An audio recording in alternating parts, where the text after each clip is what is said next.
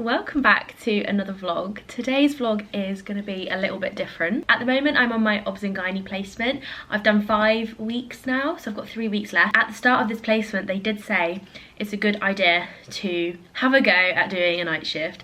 I don't think everyone on my placement is actually going to do a night shift because we don't technically have to do one. And you're probably thinking, why would you bother doing that? Why would you do that to yourself? But I thought, you know what, it might be fun, it might be interesting. So I actually spent a morning with one of the registrars and we got on quite well, and she was really nice, and she just said, I'm doing nights on these days, you're welcome to come along with me for one of those. She could at least make me feel involved. The worst thing would be to go to this night shift and be the annoying medical student that gets ignored.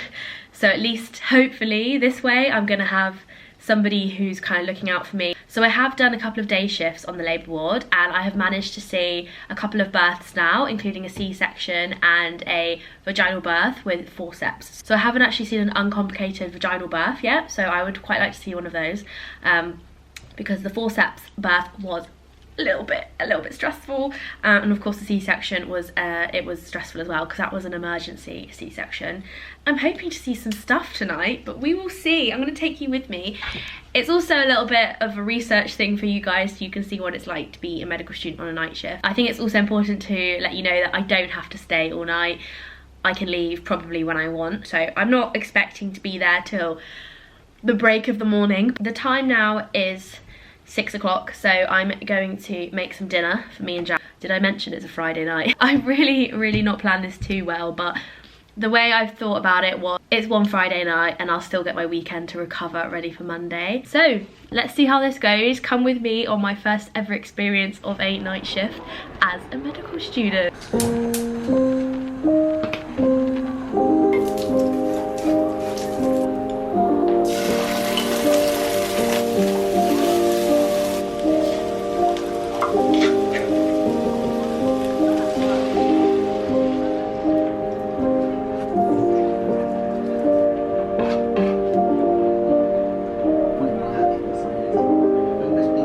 Dinner is ready.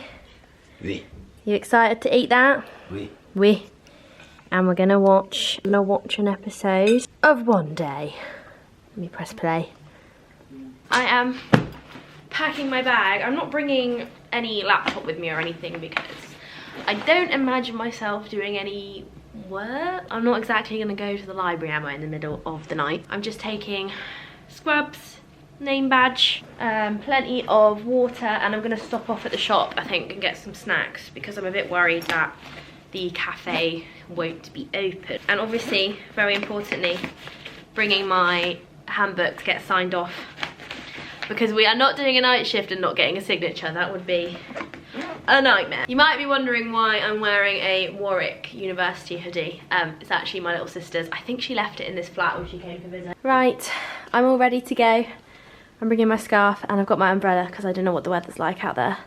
I should probably just look out the window, but I'm just going to become prepared for all weathers. Let's go get the train.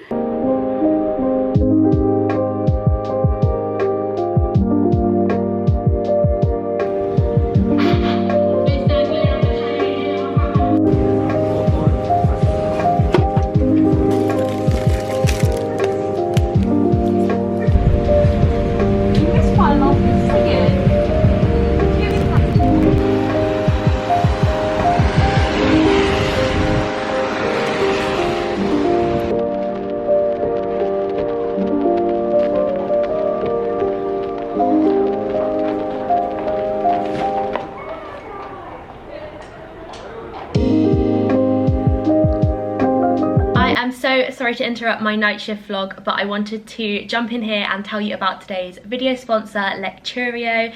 Now, I have worked with Lecturio a couple of times before, and back in my preclinical years I did rely on them a lot for their lecture content, which I think is brilliant, and their question banks are also great. Today they've asked me to tell you all about their free self-assessment week that runs from the 26th of February to the 4th of March 2024. This is aimed at those of you who might be planning on sitting the US MLE, whether you're a US medical student, whether you need to do the US MLE to go on your elective to the US, or whether you are an international student thinking about moving to the US. If you fall into any of those categories, then do listen up because this is aimed at you guys. Obviously, for any exam, self-assessment is really important so that you know where you're at in your like study plan and things, and how well you're doing with your revision, and whether or not you need to change anything about your routine. So this is the idea behind Lecturio's self-assessment week. Their goal is to simulate the USMLE testing environment as close to the real thing as possible so that you can feel a bit more prepared for the real thing. Afterwards, you'll be sent a report with a predicted 3-digit score.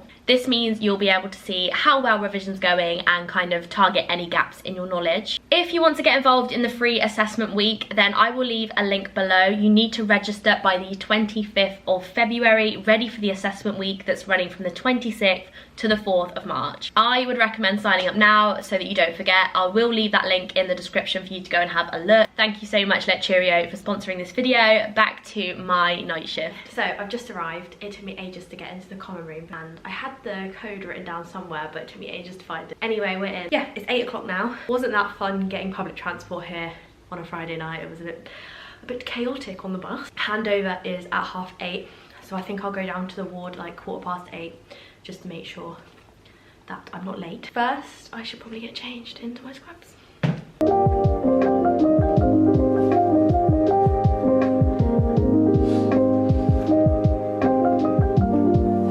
This is what I'm taking with me to the ward because I don't want to take too much stuff. My squash Diet Coke, obviously gonna have to have plenty of beverages to keep me going.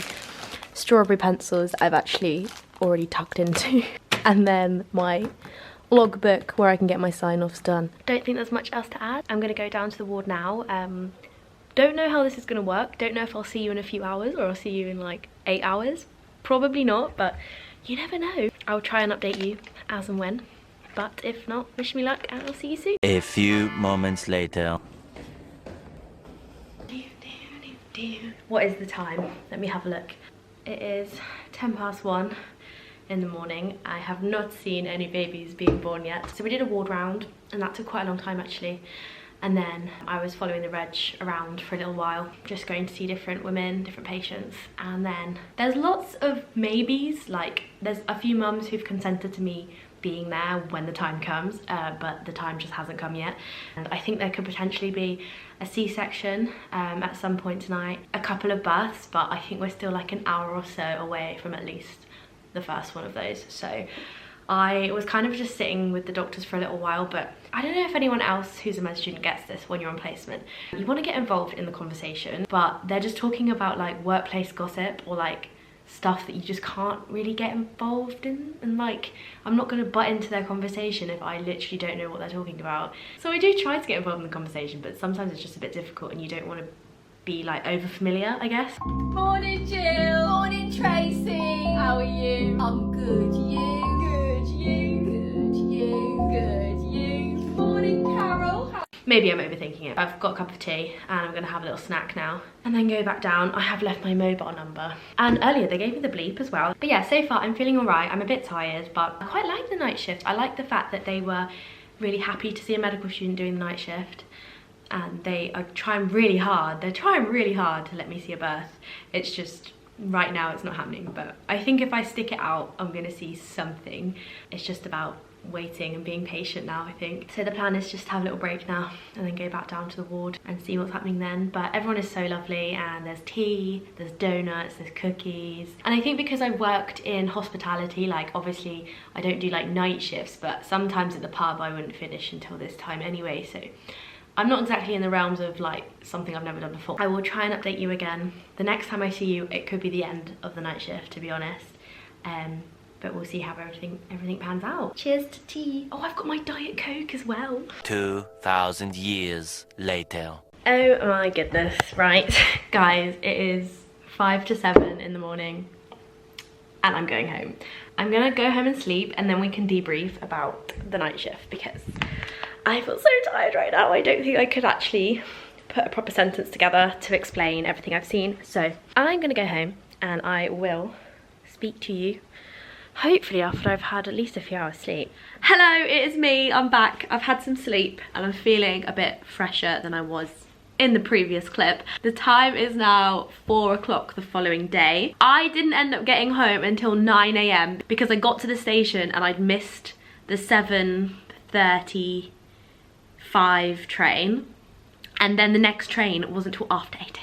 I had to sit in Costa and have a sausage bat because I was starving, and I thought if I get home now and haven't eaten, I will not be able to sleep.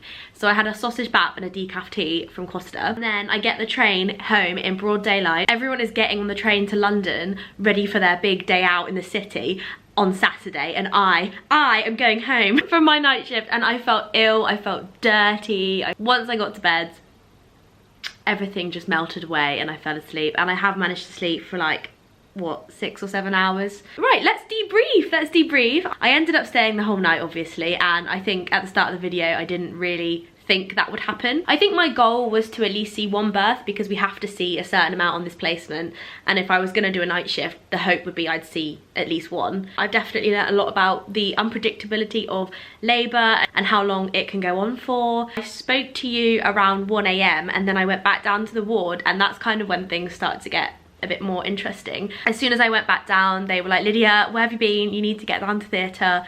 You're gonna scrub into the C-section. And so I went down to theatre and I got to scrub in and assist with the second half of the C-section. I was hoping to have been able to like assist with the whole thing, but because the baby was in the breech position, apparently the C-section is slightly trickier. Basically, the SHO was assisting the registrar, and then she left once the baby had been born, and then I got to join in and do all of the bits afterwards. So, and that all went well, and that was fine. There was no complications.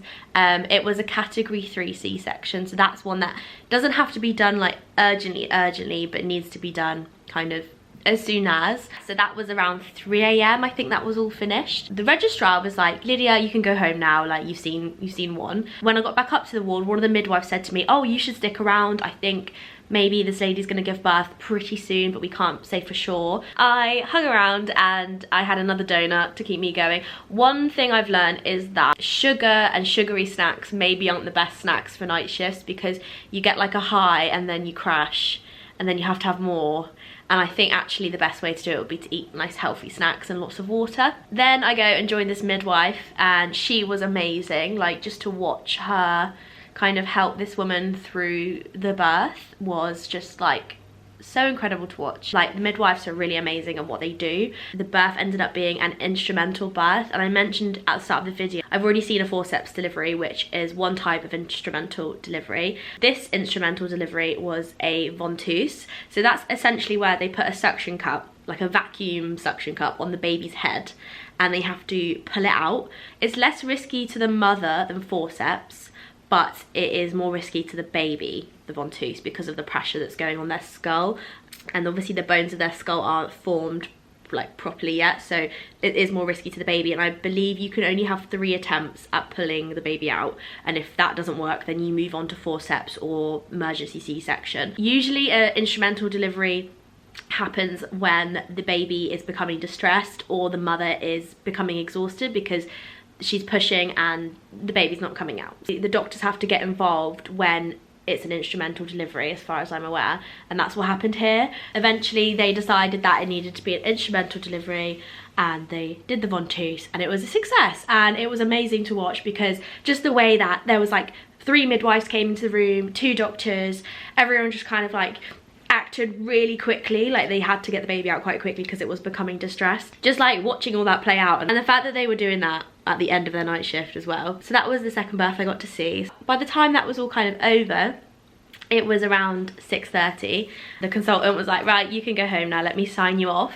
And no joke, as she went to write her signature, the emergency alarm sounded and everyone just started running to this room. So I followed them to the room and they assessed the situation, and luckily it was not an emergency, it wasn't anything too serious in the end. That was again a really good learning experience, to watch them deal with a potential emergency scenario and really quickly explain to the mother they might have to take her down to theatre for a C-section. So watching that again, even though I was tired, it was a good learning experience, and I'm glad obviously that in this scenario nothing serious was happening.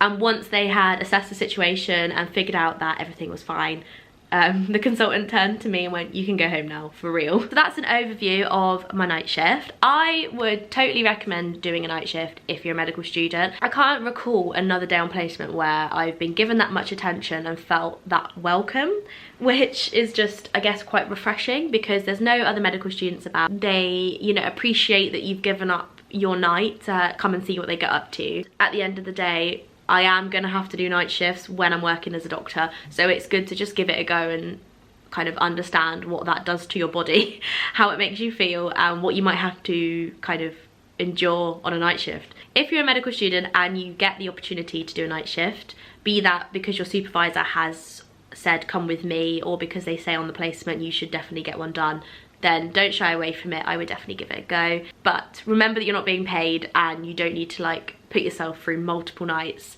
And if you do go on a night shift and nothing's happening, like, it's absolutely reasonable to leave. In my scenario, it just so happened that I ended up staying the whole night. But it wasn't that bad in the end. I hope you guys found this interesting and got some insight into what a night shift might be like. Don't forget to hit that like button if you did enjoy, and I am going to now have a very chilled out Saturday and finish the rest of one day. I've seen the movie and I've read the book and I'm ready to be her again. Thank you so much for watching, guys. I will see you very soon for another vlog. Mwah. Bye.